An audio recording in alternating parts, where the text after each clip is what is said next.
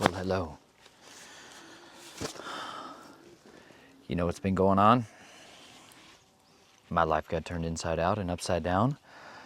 And you know what? I've returned to the soil. Look at this. You wouldn't believe it, but this quantity of cardboard is like weeks of acquisitions. This is more like home deliveries and raiding people's dumpsters a little bit, but as some of you know, I've been on this wild journey of desiring to build food forests, food pantries. That boy's got to go to bed, Chica. She's waiting for you. Thank you. The end of the night is drawn near, which means I'm going to go to the mulch pile and avoid those rowdy bedtime routines. It's not every single night you get to, but you know what? I got mulch today. Lots of it. You know, the last 10 cubic yards I moved by hand with my minivan. And it taught me a whole lot about the right tool for the right job and how that sweet manure fork is worth every shovel I've ever owned. The right tool. The bronze tools. Hallelujah. Now, I haven't done a lot of update videos, you guys, because this is kind of the only thing besides moving and finding a place to live. And you know what? Hallelujah. Y'all provided us a great place to live. Wonderful place to live. And a place where I still get to do my passion. Because you know what? Like Billy Bond says, he's like, permaculture is my passion. The more I get to know that guy, I'm like, he's not joking. It is his passion. And you know what? This has been a deep passion of mine that I haven't had an opportunity to like stay somewhere long enough to really labor and see a lot of the fruit of it. Not in this format. I've done lots of annual farming, market gardening, but this is one where the fruit of it literally is years away. Like there's these instructions about when you plant fruit trees in the scriptures, not to eat of it till the 4th year. Like that's a long time, you know? Now, modern horticultural practices are a bit different. Well, maybe not. Graftings, root cuttings, from seed. There's all kinds of different ways to start a tree. But some of these trees literally show up and they're already 4, 5, 6 years old. But they're grafted onto older ones. That being said, we're doing this practice here of taking a ring to kill the grass off of this and allow it the time and the energy that it needs to focus on building its root systems. And then, hello, Jubilee Jane. Do you want to say howdy to the folks? Come on over here. You want to say hello? Come on over here. Hi. Hi. Little Juby's been playing in the mulch pile. Do you like Mulch Mountain today? Huh? Was that really exciting? Yeah. Yeah. You've been sliding on it? The guy,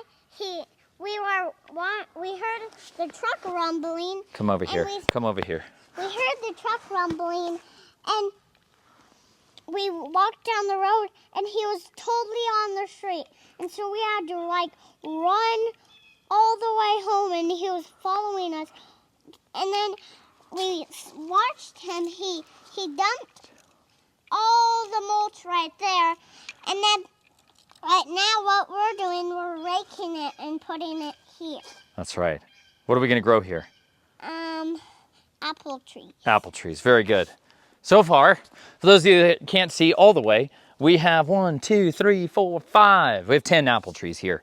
And so it's the rotation for us is apple nitrogen mystery tree. So it might be a pear, it might be a plum, it might be a fig, it might be service berry, because we're finding out in the distance service berries, June berries, which is amazing. And we can grow them as bushes, we can grow them as trees. Over here, they're like 35, 40 feet tall.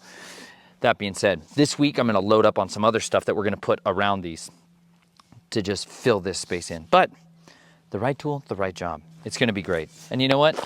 There's this beautiful thing about planting something for a future inheritance, for them to get to enjoy, even if it's not me, even if it's somebody else. You know what? That's what we're here to do. The key to this thing, and the father took me to school on this, Jacob style, years ago out in Asheville on a lady's farm, homestead, really. She had a 1-acre property, and she was packing it in there. She was packing it in there as much as she could. Absolutely as much abundance that she could get on that little property as she possibly could. And so we would work together to haul cardboard. She found out places to hit up, you know? It makes you resourceful. You're really only limited to your resourcefulness when it comes to this.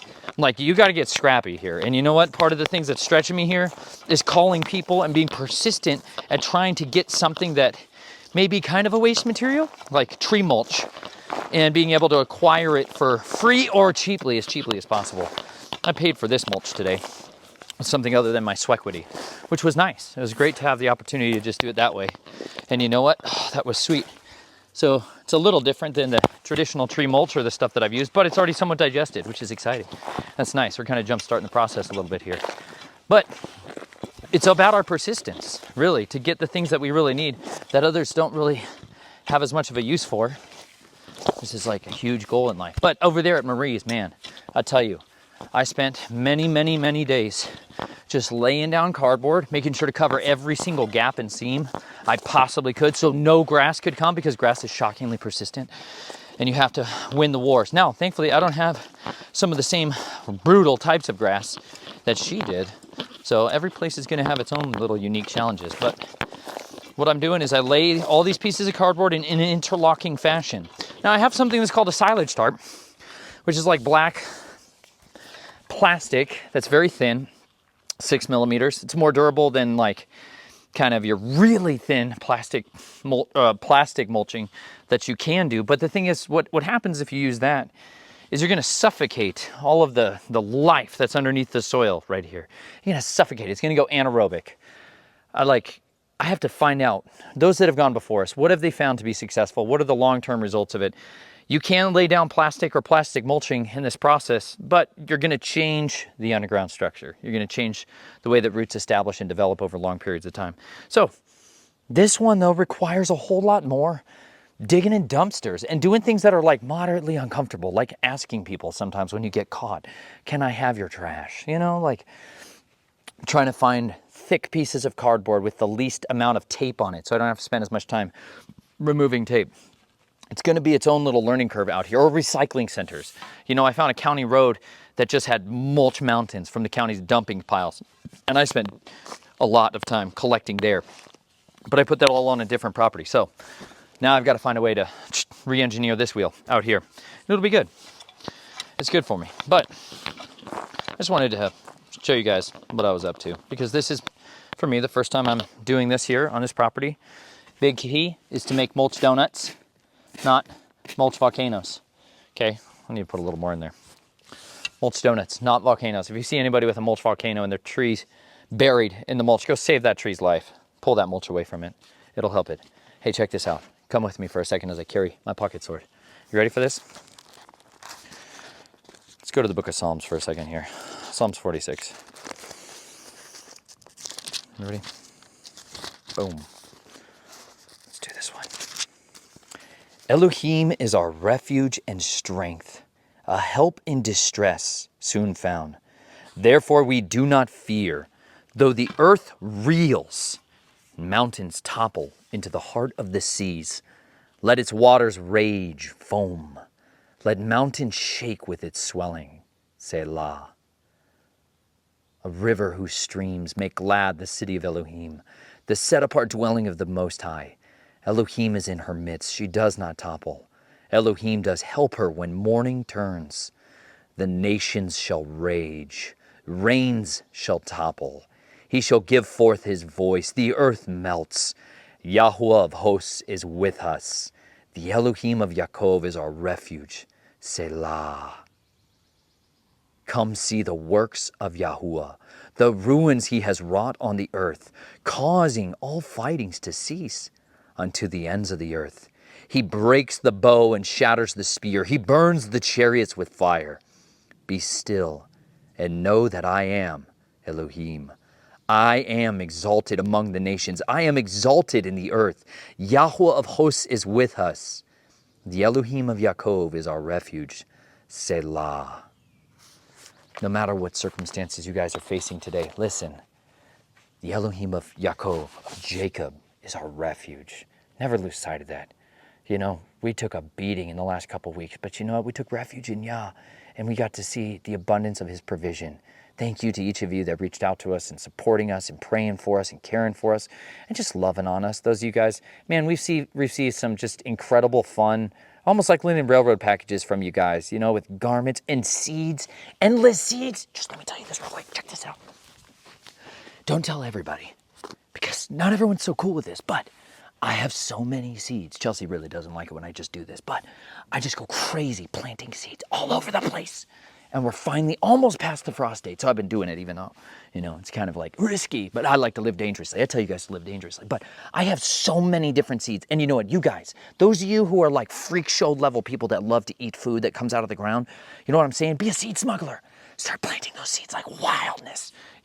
I've got some I'm going to do some lines. I'll do some linear stuff, but you know what I'm going to do? I'm just going to cover this stinking property with all the seeds I can possibly shove onto it because it's so fun. You'll never know what's going to pop up. Like Chelsea doesn't know it, but I'm planting little wildflower gardens along these rings of things, and then I'm planting hedges in there, right? So I'm going to plant like willow hedges. You can chop willow branches that I found I went into town. And I was just chopping tons of their little willows that were growing along this bank. And I'm just shoving them in the ground to propagate them, right? And I'm going to make a little willow hedge because she loves willow. She loves to weave willow and stuff like that. And I mentioned it to her the other day. I'm like, what if I put a hedge right over here? And she was like, why? And I was like, well, maybe it's because I'm trying to prepare something beautiful for you and you don't even know it.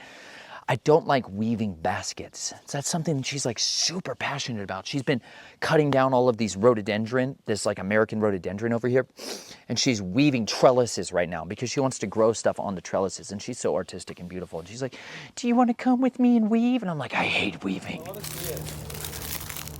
Can I see it? It's coming now.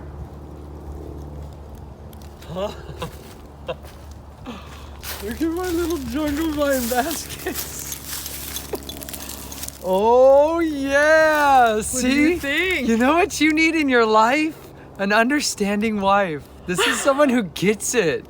This is how you say you complete me.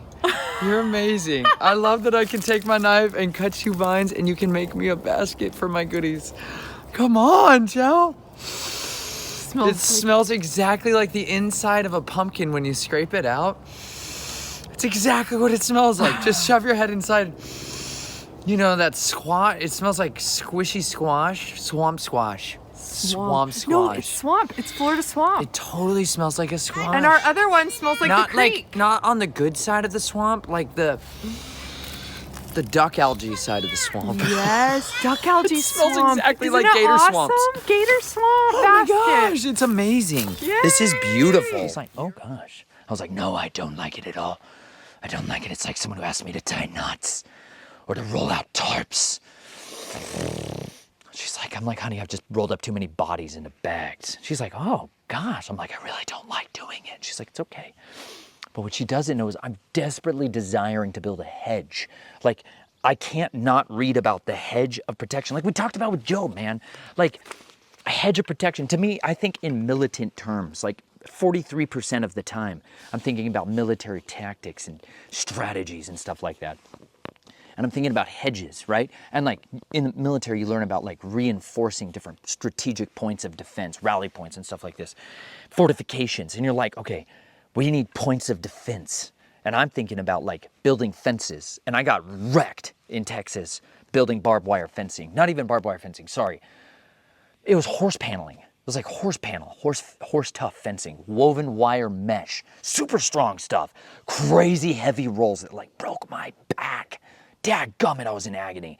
And I had to do this over a 27-acre stretch. It was massive to enclose this area. And it took me months. There's a lot of jobs you do solo. You sometimes have help, but not always. There's a lot of jobs that you do solo that you're just like, man, if I had one other person, my life would be 3 times more efficient. Fencing is one of those. But as soon as I finished that fence, all this labor, all this work, I was looking at these areas that we had mowed and pulled string on and spray painted our points of where we drove these posts. And it was cedar posts. We did cedar posts, natural cedar posts and stuff like that. So it was different kind of holes than you normally dig if you're just driving T-posts. Sweet. Man, I love the country. I love people that shoot big caliber rifles like that in the midst of sundown. I hope he just killed something out of season. Yeah, unjust laws are a thing. Anyways, I asked the King of Kings for permission. Green light or red light? He knows. You guys know what's up. Anyways, lost my train of thought with that gunshot. Hedges. As soon as I finished doing that fencing, after all of that work, after all of that labor, I knew with an absolute certainty that that was the last day that fence would be its strongest. Like that fence would only diminish in strength and capacity in continuity of time. And I was like, this is insane.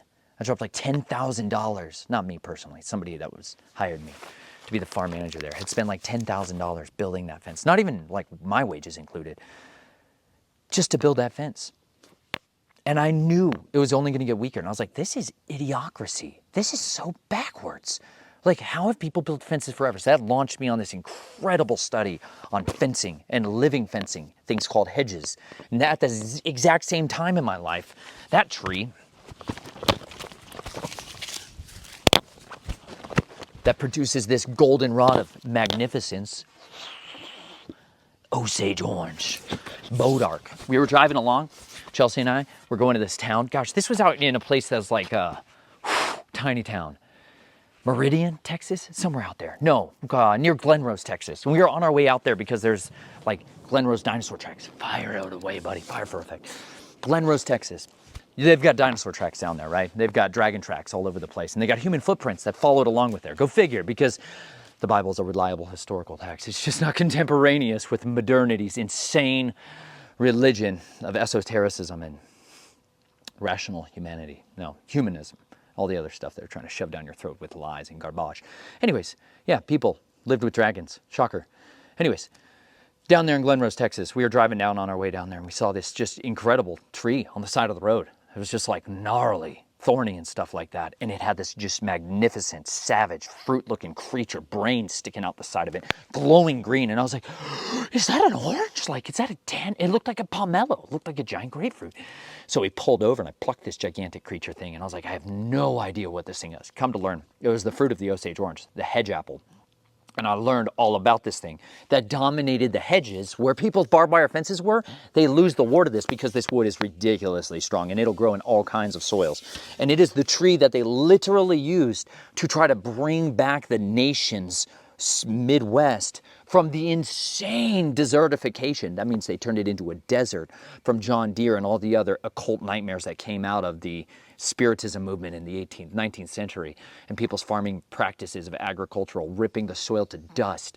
Anyways, they had to stop these dust bowls that were eradicating people, killing thousands and thousands of people that were literally dying from breathing dust. Babies, like the mortality rates of infants at that time was biblically bad. It was horrific. It was like the land was reaping the curse, you know, like they literally were reaping the whirlwind. Anyways, they were like, what's the solution, really? And they're like, well, basically, we should, you know, till more. And they're like, oh, gosh. It just went bad. It got worse and worse until this guy had a solution that was like, hey, soil health, plant trees. Plant trees. That was the solution. And so what tree did they turn to? Osage orange. And they plant this thing everywhere, millions and millions and millions of these massive campaigns to plant these hedges, windbreaks, basically. But they planted these things all over the place, made it like required law. Well, this had happened. This same tree had stepped in as like a savior to the nation when they were desperate to try to find a way to have free fencing in just before the invention of barbed wire, like 10, 15 years before the invention of barbed wire. And they're trying to figure out how can they take the prairies, because there wasn't a lot of trees, but there was some, but they were more like tree islands, like this style, permaculture food islands that were out there in the grasslands of the prairies. And they're like, we want to make fencing out here. They turned to the Osage orange because in 4 years, you could plant this fence with these seeds. And as they grow up, you fold them over and you lay them down so they're planted like a foot apart. And as they grow, bend over like this, they'll send up new shoots like this. And then you weave those together and you continue to do this and create a lattice work. You weave together your fence. And in 4 years, it's strong enough to stop every animal, farm animal, including a bull, in 4 years' time. It's like, that's amazing. And it only gets stronger over time. And I was like, this is the greatest thing I've ever learned in my life because I don't ever want to have to build a fence like this again. I didn't. I had forever not wanted to build fences. I remember when I was a little boy seeing people out in Arizona, outside of Show Low, Arizona, Lakeside, Arizona. And I remember seeing cowboys, ranch hands out there driving fence posts, man. And I remember looking out there super high and I was like, that looks awful. I never want to build fences.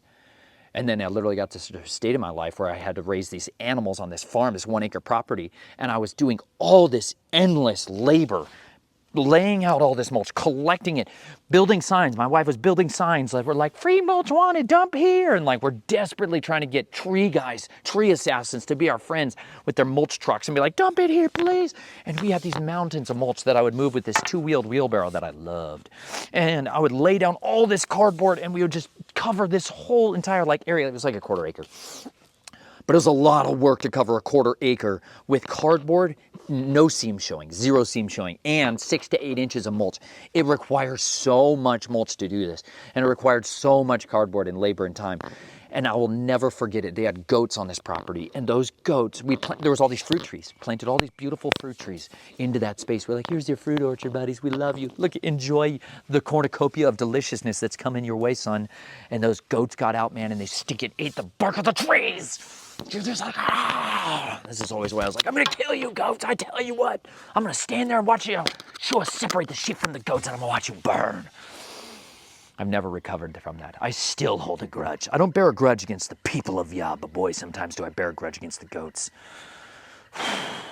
Anyways, it was in that moment I was like, I want to build fences. I want to build the best fences ever known. I want to build better fences than all men have ever built.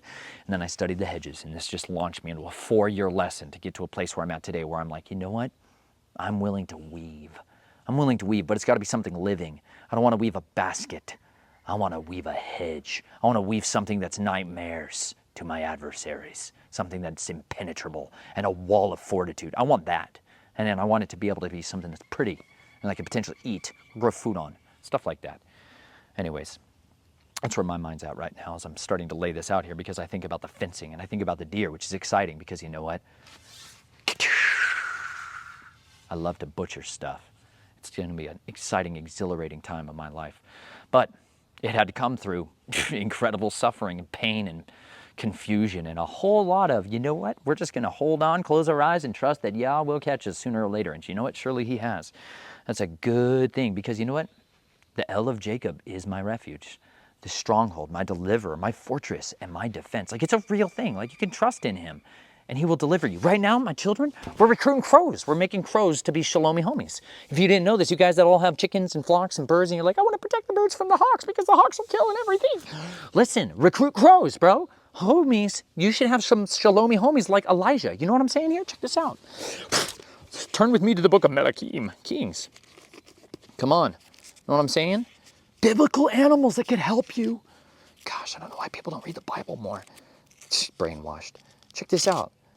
Nature has the solution. Full disclosure, I picked up on this tip from Billy Bonds. Thank you, broski. When he did his chicken tractor on steroids video, he talked about recruiting hawks to protect from aerial predators. You got to recruit somebody that the hawks hate, which is blackbirds, ravens, and crows. Check this out. You ready? Oh, here we go. Let's go back just a scotch. This is when Elijah has a showdown with Ahab. He's all like, there shall be no rain for 3 years. And he's like, except by my, or he says, there shall be no rain until I say otherwise. And then he's like, deuces. Takes off, and he's like, yeah, super showdown just took place. Hallelujah. And Yah's like, go live in the wadi. Go live in the ditch next to that creek. He's like, all right. And he appointed the ravens. Check this out. And Eliyahu the Tishbite of the inhabitants of Gilead said to Ahab, as Yahweh Elohim of Israel lives, before whom I stand, there shall be no dew nor rain these years, except at my word. And the word of Yahuwah came to him, saying, go away from here, turn eastward, and hide by the Wadi Kereth, which flows into the Yarden. And it shall be that you drink from the stream, and I shall command the ravens to feed you there. And he went and did according to the word of Yahuwah, for he went and dwelt by the Wadi Kerith, which flows into the Yarden. And the ravens brought him bread and meat in the morning, and bread and meat in the evening. And he drank from the stream. And it came to be after a while that the stream dried up, because there had been no rain in the land. Ha! Drought, y'all! Isn't that just epic? We just move over that. Like, okay, I guess that happened. Like, what the heck? Are you kidding me? Birds brought him food every day for a long time. Like, that's epic. That's amazing. Ravens are some of the smartest critters known to man, like, period. Like, they smoke a dolphin in a race of knowledge and intelligence. They're amazing. They're incredibly intelligent. You can train them to get you stuff, to find you stuff. They can do stuff for you. You can teach them stuff. But you got to make friends with them. Otherwise, they'll remember you forever and tell everybody they've ever known that you're a goat. They'll tell them. I'm not even joking, you guys. That's why they're called a murder of crows, because I'll murder you, and they'll tell their children about it. Crows carry grudges to the grave, and it's an inheritable generational curse they're going to bring down. They're not messing around. You guys are chuckling a little bit, but I'm not kidding, you guys. A crow remembers your face. Like a crow can literally remember whether you're a friend or a foe, and they'll tell all their murderous shalomi homies. That's what a group of crows, you guys, is called a murder for a reason, because I'll murder you. Listen, if a crow learns from you that you are a source of food, he'll tell all his homies. And then they're all like, hey, keep an eye out for Dale. He's good to us. Represent Dale. You go make sure Dale gets what he needs, all right, you guys? And they will, not a joke. So you can teach them to do stuff for you too. Like what we got over here just behind the camera, you can't see, but I'll show you another time, is we have a big bowl that Chelsea was using, this big glass bowl that we got at the thrift store. And we put in there all kinds of stuff. Like Naomi loves this because we tried this out in Ozark, Missouri. It did not go successfully. Yeah, it just didn't. I'm just gonna be straight up with you. Not one crow really took us up on our offer, but we took a bunch of bread, like living bread, right? We're like slinging it out there in the bowl. Right now I've got Dave's killer bread, you know, dumpster diving, y'all. We're throwing it out there into this bowl. And then the crows, we make sure the crows see us do this too. Like in the mornings when they're all like perched up in the trees, checking us out. We're like, hey crows, we talk to them. We throw it out there for them, okay? We put it out there, and we also put other stuff in there. We got grain, we got some old corn, we got all kinds of little snacks in there. And then Naomi likes to put coins in there, and pearls and arrowheads, because shiny stuff. They like to find other stuff. So if you can teach them, hey, this is the stuff that we like, they might just bring it to you. You can train crows to do this. Like they have vending machines that you can teach a crow to use and operate, where they drop a coin in it, it spits out a little pellet of food. They'll go find another coin to do it again. They're really clever little critters. Anyways, what we're doing is we're going to recruit them to be our Shalomi homies, and we want all of them to know that this is a place where good stuff happens. So every morning and evening, just like they did with Elijah, we're going to give them some bread and some meat. Right? There's one. Right there. He knows it's time. They need to know that we're going to take care of them. So then, as we bring in our chickens, which is going to happen next week, this whole thing is designed around, for us, the chicken tractor style. So we're going to be able to run our chickens down the aisle in the middle here, and they are going to be able to go in with electric netting, you know, poultry netting. Premier One, don't mess around. Premier One, represent. I'm not a representative. I just know, man, I stepped in a whole lot of electric fencing in my life. And Premier One survived me falling and rolling around in chicken poop and thorns and briars in Texas. It's tough stuff. Anyways, we're gonna set the chickens tractor right out in here. It's gonna go between this space. Chickens will run around, do their chickeny thing. They're gonna lay me some super sweet honey hen eggs. Yeah! We're gonna have all kinds of pretty colorful eggs, because my wife, she's a pretty colorful lady and she likes those things. So she's gonna have all kinds of chickens running around in here. Naomi's gonna get a rabbit, hallelujah. She's been begging for a rabbit ever since the dogs at Camp Tomahawk that just tore hers apart and killed her sweet, beautiful rabbit that she loves. Oh, that devastated her. Anyways, don't get me started on the wolves out there in Missouri. But we're going to run these things through here, okay? And they're going to have a great time. They're going to live a great life until the hawk sees them and is like, I'm going to eat their flesh. And then the crow sees the hawk circling above, and the crow's like, no! And they're going to fight. It's going to be bird wars. It's going to be savage and awesome. And the hawk's going to peace out, and he's going to be like, it's not worth it. And we're even getting a black chicken so that they don't even know there's a crow down there all the time. We're getting a black chicken, all black chicken, because you know what? Hawks are totally like that. Just saying. Anyways, that's the stuff that we're going to be doing down here. So we're going to run that thing up and down on this thing in the aisles and stuff like that. It's going to be way heavier than anything I could possibly move by hand. And we're going to watch you and watch Chelsea and I just totally on the struggle bus figuring out how to move this thing around, because it wasn't designed for this type of lifestyle, but neither was I. So we're going to all overcome, adapt, and survive. Anyways, that's my story. I'm sticking to it, you guys. Live dangerously. Do stuff that's ridiculous and hard and persistent. And you know what? Dadgummit, I'm going to die here fighting for this dream of mine to put in a permaculture orchard. I want to do this. I've dreamt about this and read about this. And you know what? I've always been on the cusp of it. And I've planted tiny little pockets of these things all over this stinking place. But you know what? I might just be here long enough to taste some of the fruit of it. And you know what? Hallelujah if I am. If not, praise Yah. I'm going to build and pour my sweat into this land for somebody else. And you know what? They get to eat the fruit of it. And it's going to be great. I'm going to take you guys along with me. And my goal, if anything, is always to inspire you guys to go and do likewise. Be fruitful and multiply. It's like first commandment, y'all. Come on, son. We can do that. We can do that by having lots of babies. Lots and oodles of them. More than you're ever comfortable with. I have more children than I'm comfortable with. Don't tell them that. But it's true. It's overwhelming sometimes. It's awesome other times. But it's overwhelming. Anyways, keep having children. Even when it's terrifying. Oh my gosh. Twins is insanely wonderful. People look at us like, wow. Wow. Because Abraham looks way older than Paul. Little wild ones. Yeah, we'll figure it out quick. day. I'm like, oh yeah, I woke up 25 times last night. I'm so delirious, I just read medicinal tree books in the bathroom. 1 bedroom place, y'all. I just sit in the bathroom with my flashlight in my mouth because I'm too tired to even think about my headlamp.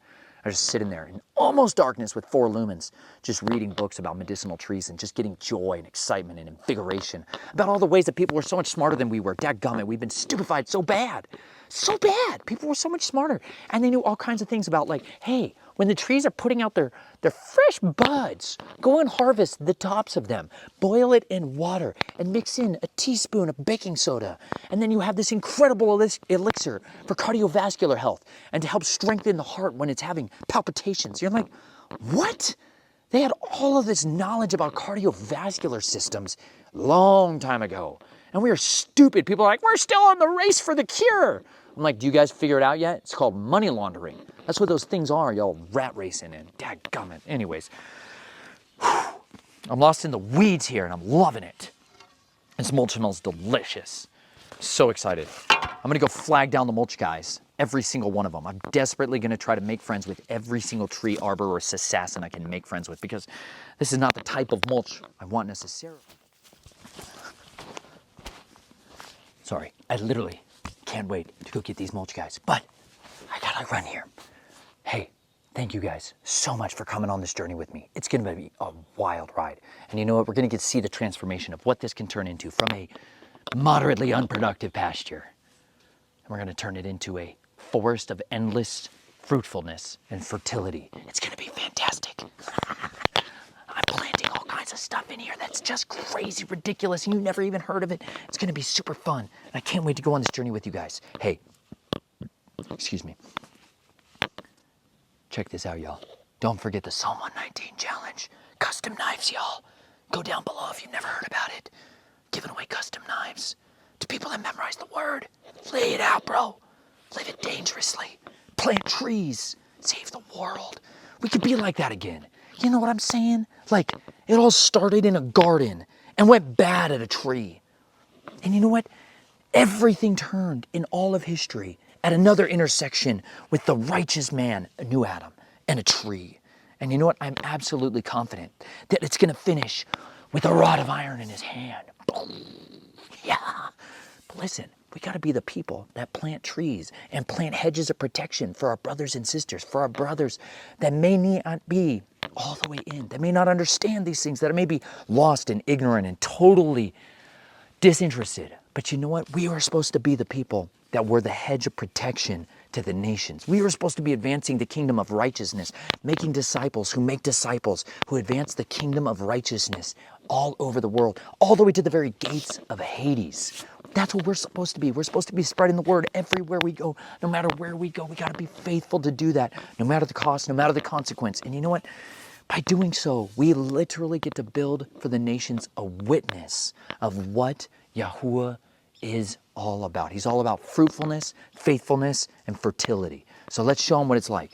I love you all. I look forward to talking to you soon. Catch you later.